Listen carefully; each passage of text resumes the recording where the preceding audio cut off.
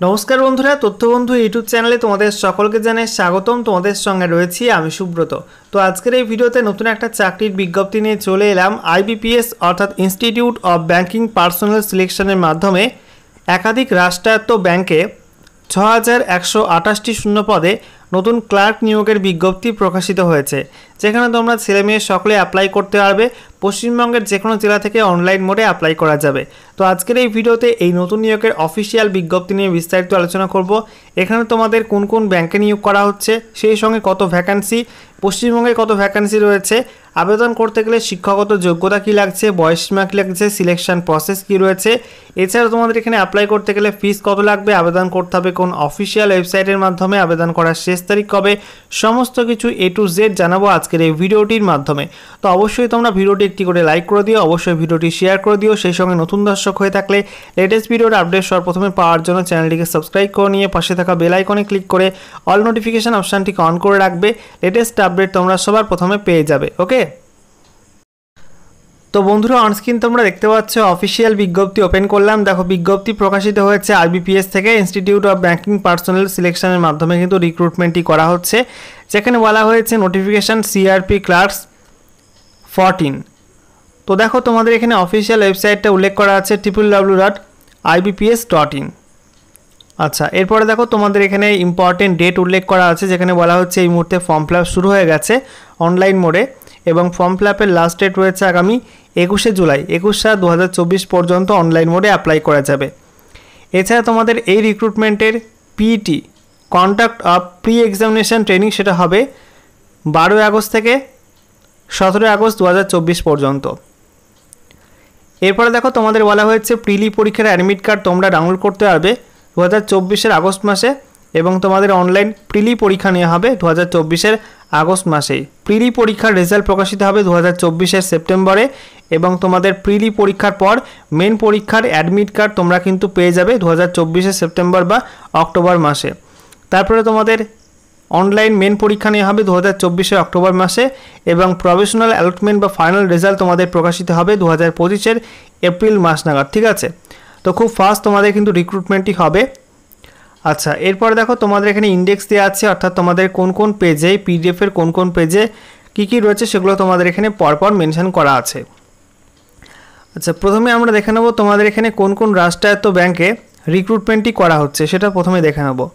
তো দেখো বলা হয়েছে bank of Baroda, bank of India, bank of Maharashtra, Canada bank, central bank of India, Indian bank, Indian overseas bank, Punjab national bank, Punjab and Sindh bank, UCO bank, union bank of India. ঠিক আছে, এইসব ব্যাংকে তোমাদের রিক্রুটমেন্টই করা হচ্ছে। আচ্ছা, এরপরে দেখো তোমাদের এখানে বলা হয়েছে যে তোমাদের এখানে অ্যাপ্লাই করতে গেলে কিন্তু অবশ্যই ভারতীয় নাগরিক হতে হবে। বয়স তোমাদের হতে হবে 1/7/2024 এই তারিখ অনুযায়ী 20 থেকে 28-এর মধ্যে।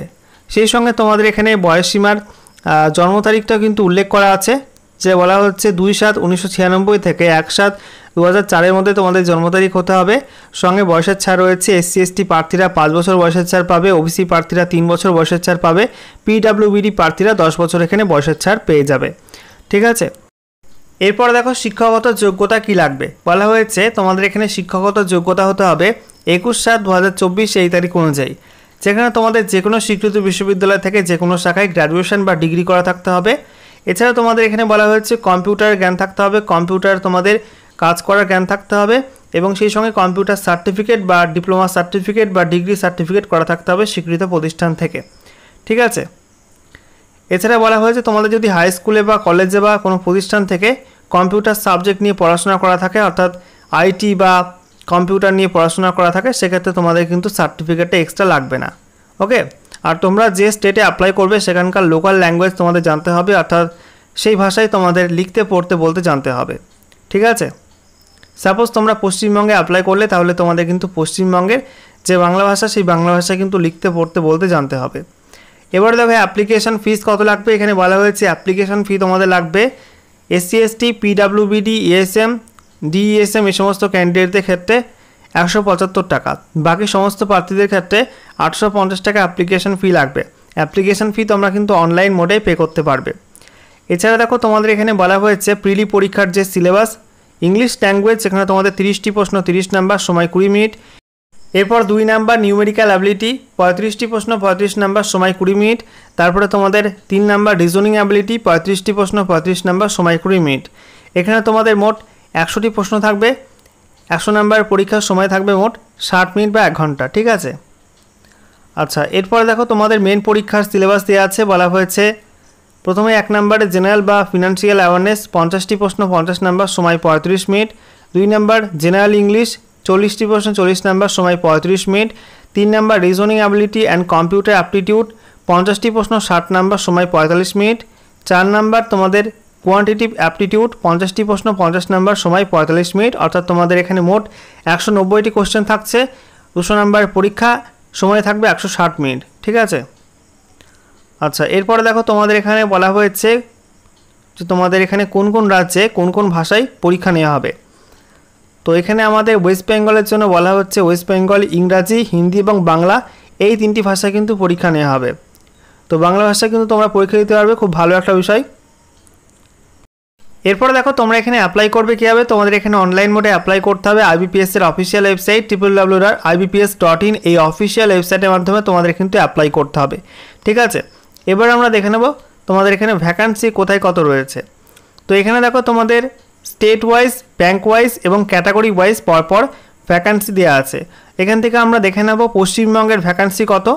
টোটাল তোমাদের অল ওভার ইন্ডিয়াতে কিন্তু 6128টা ভ্যাকান্সি প্রকাশিত হয়েছে এখনও পর্যন্ত।